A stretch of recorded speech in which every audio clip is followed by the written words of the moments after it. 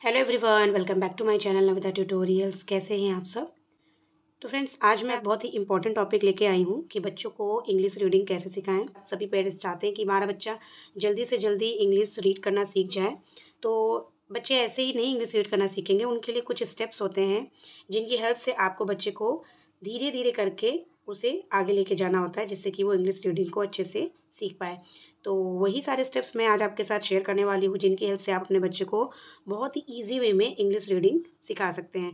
हालांकि आजकल ऐसे बहुत से बच्चे आपने देखे होंगे जो प्राइमरी क्लासेस में होते हैं, जैसे कि फर्स्ट सेकंड थर्ड में होते हैं, बट फिर भी उनको इंग्लिश रीडिंग में बहुत सारी प्रॉब्लम्स को फेस करना होता है। तो आप चाहे तो उन बच्चों को भी ये स्टेप सिखा सकते हैं, जिससे कि वो बच्चे भी रीडिंग करना सीख सकें। तो यहाँ पे मैं आपके साथ बहुत ही सिंपल तरीके से सारे स्टेप्स को सिखाने वाली हूँ, जिसको फॉलो करके आप सच में अपने बच्चों की रीडिंग प्रॉब्लम्स को दूर कर सकते हैं। तो चलिए वीडियो को स्टार्ट करते हैं। तो सबसे पहला जो स्टेप है वो है हमारा A to Z रिकॉग्निशन, जिसमें बच्चे को जो भी लेटर होते हैं A to Z vowel and consonants, तो उनको बच्चे को रीड करने के साथ साथ आइडेंटिफाई करना भी आना चाहिए। हर एक लेटर को बच्चे को पहचानना आना चाहिए कि ये लेटर ए है या बी है। जब भी आप किसी रैंडम लेटर को बच्चे से पूछते हैं, तो उसके लिए बच्चे को कुछ ऐसे वर्कशीट्स होती हैं जिनकी हेल्प से लेटर्स को आइडेंटिफाई करना सिखाया जाता है। तो चलिए मैं आपके साथ वो वर्कशीट के कुछ पॉइंट्स शेयर करती हूँ। चाहे तो आप बच्चे को उसकी हेल्प से भी लेटर्स को आइडेंटिफाई करना सिखा सकते हैं। तो यहाँ पे मैं आपको सिर्फ ये बता रही हूँ कि जब भी हम बच्चे को लेटर्स को आइडेंटिफाई करना सिखाते हैं, तो हम बच्चे को कौन कौन सी वर्कशीट करा सकते हैं। तो सबसे पहली वर्कशीट है मैच द सेम लेटर, जिसमें बच्चे को सेम लेटर से मैच करने के लिए दिया जाता है। सेकेंड है मैच विथ पिक्चर, बच्चे को आइडेंटिफाई करना होता है पिक्चर को और उसके करेक्ट लेटर से उससे मैच करना होता है। थर्ड है see picture and write first letter, picture को देख के बच्चे को उसका फर्स्ट लेटर लिखना होता है। Identify picture and circle correct letter, picture को आइडेंटिफाई करके उसके करेक्ट लेटर को सर्कल करना होता है जहाँ पे बहुत सारे रैंडम लेटर लिखे होते हैं। नेक्स्ट है after before and between letter, बच्चे को लेटर से पहले कौन सा लेटर आता है, किस लेटर के बाद कौन सा लेटर आता है, एंड बिटवीन लेटर, ये सारी चीज़ें सिखाई जाती हैं। फिर है मिसिंग लेटर्स, जब बच्चा अच्छे से सभी लेटर्स को सीख जाए तब आप बच्चे को मिसिंग लेटर दे सकती हैं, जिसमें बच्चे को उसे कंप्लीट करना होता है जहाँ जहाँ जो लेटर मिस होता है। मैंने ऑलरेडी इस पर एक सेपरेट वीडियो डाल रखी है, आप चाहें तो उस वीडियो को वहाँ से वॉच कर सकते हैं। मैं ऊपर आई बटन में उसका लिंक भी दे दूँगी। जब आपको लगे कि आपका बच्चा आप सभी लेटर्स को आइडेंटिफाई करना सीख गया है, उसके बाद ही आप बच्चे को फोनिक साउंड कराएंगे। तो ये है फोनिक साउंड। फोनिक साउंड का मतलब होता है जितने भी लेटर्स होते हैं उनका एक साउंड होता है, जिसकी हेल्प से हम किसी भी वर्ड्स को रीड करते हैं। जैसे कि यहाँ पे लेटर ए है, तो ए को हम हमेशा ए से पढ़ते हैं, ए एप्पल। तो ए होता है ए का साउंड। उसके बाद है बी ब बॉल, सी क कैट, डी ड डॉग, ई ए एलिफेंट, एफ फ फिश, जी ग गन, एच ह hen, आई ई इग्लू, जे ज जग, के क काइट, एल ल लायन, एम म मंकी, एन न नेस्ट, ओ owl, p p parrot, q queen, r rat, s sun, t tiger, u umbrella, v van, w watch, x Xmas tree, y yak, z zebra। तो इस तरीके से आप बच्चे को बार बार फोनिक साउंड की प्रैक्टिस कराते रहें जब तक वो हर एक लेटर के साउंड को अच्छे से सीख न जाए, क्योंकि इन्हीं की हेल्प से बच्चे किसी भी वर्ड्स को रीड करना सीख पाते हैं। फोनिक साउंड के बाद आपको बच्चे को सिखाना है स्टेप 3, यानी कि 2 लेटर वर्ड्स।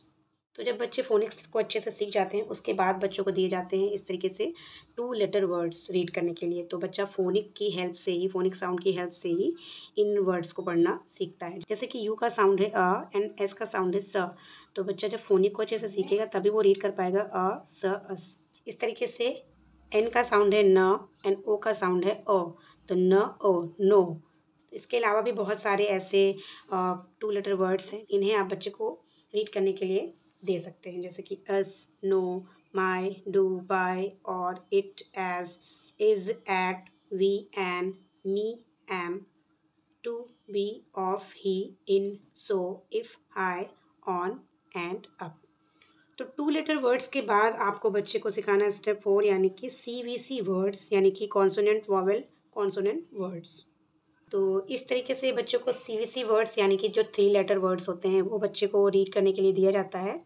जैसे कि यहाँ पे वॉवेल्स हैं AEIOU, तो सभी वॉवेल्स से रिलेटेड कुछ ऐसे वर्ड्स होते हैं जिन्हें बच्चे को रीड करने के लिए आप दे सकते हैं। बहुत ही सिंपल वर्ड्स होते हैं, बच्चे बहुत ईजिली इसको रीड भी कर लेते हैं।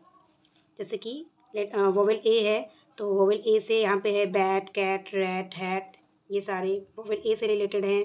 इस तरीके से वोवेल ई से हैं Ben, den, hen, man. I से है pin, tin, bin, fin. Vowel o pot, cot, hot, not.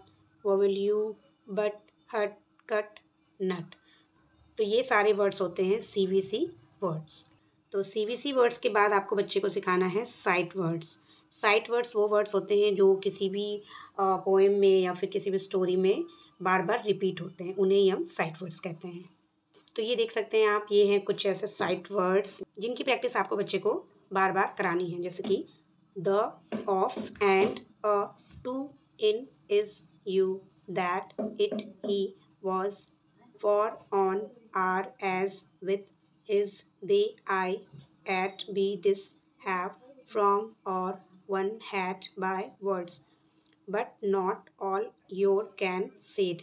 तो बहुत सारे ऐसे साइट वर्ड्स हैं जो आपको गूगल पे भी मिल जाएंगे अगर आप सर्च करते हैं तो साइट वर्ड्स के बाद आता है ब्लेंडिंग वर्ड्स। ब्लेंडिंग वर्ड्स वो वर्ड्स होते हैं जिसमें डबल कॉन्सोनेंट को ब्लेंड करके वर्ड्स को रीड किया जाता है।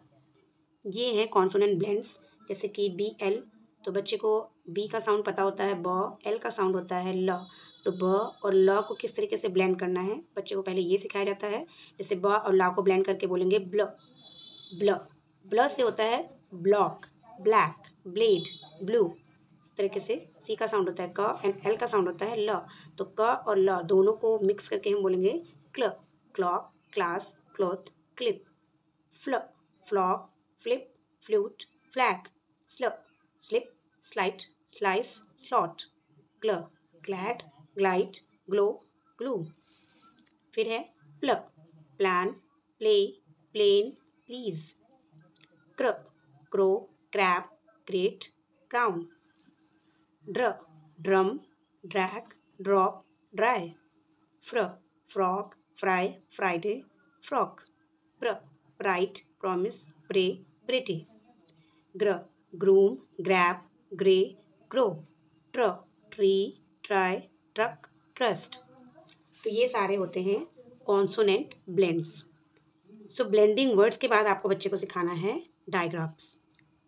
तो ये है वो डायग्राफ्स जहाँ पे जब दो कॉन्सोनेंट मिलते हैं तो उस लेटर का जो प्रोनाउंसिएशन होता है वो चेंज हो जाता है। जैसे कि C को हम क पढ़ते हैं एंड H को हम ह पढ़ते हैं, लेकिन जब C के साथ में H होता है तब हम उसको च पढ़ते हैं। तो जैसे च, चेयर, चैंट, चार्ज, चार्ट। तो आपको बच्चे को ये सब चीज़ें क्लियर करनी होंगी किस कॉन्सोनेंट के साथ कौन सा कॉन्सोनेंट मिलने के बाद में उसका जो प्रोनाउंसिएशन होता है वो चेंज हो जाता है। जैसे C और K, ये दोनों का मीनिंग क होता है। इनका जो फोनिक साउंड होता है, C को भी क पढ़ते हैं एंड K को भी क पढ़ते हैं, लेकिन जब ये दोनों मिलते हैं तो हम इससे दो बार क नहीं पढ़ के एक बार ही क पढ़ते हैं। जैसे back, back, duck, brick, pluck. ऐसे ही NG को मिलाने के बाद में इंग इस तरीके का साउंड होता है। तो इस तरीके से KING, किंग, किंग, रिंग, सिंग, बैंग। P का साउंड प होता है एंड H का साउंड हा होता है। तो PH को जब एक साथ हम मिलाते हैं तो ये हो जाता है फ, फोन, फोटो, ग्राफ, ट्रॉफी। इस तरीके से Q एंड यू आपको अक्सर एक साथ ही दिखेंगे। कोई भी वर्ड जब हम Q से लिखते हैं तो उसके साथ में U ऑटोमेटिक रहता ही है। तो Q एंड U को मिला के पढ़ता है क्व। तो क्वेल, क्वीन, क्विक, क्वाइट। फिर है SH यानी कि sh, ship, shop, fish, flash, th, thin, thumb, cloth, bath, white, whale, wheel, which. तो ये सारे होते हैं डायग्राफ्स। तो यही सारे वो स्टेप्स हैं जिनकी हेल्प से आप बच्चे को इंग्लिश रीडिंग करना सिखा सकते हैं। ये आपको बच्चे को स्टेप बाय स्टेप ही हर एक चीज़ सिखानी है। ऐसा नहीं कि आप बच्चे को लेटर को आइडेंटिफ़ाई करना नहीं सिखा रहे हैं और उससे पहले ही आप बच्चे को फ़ोनिक साउंड लिखने के लिए, याद करने के लिए दे रहे हैं।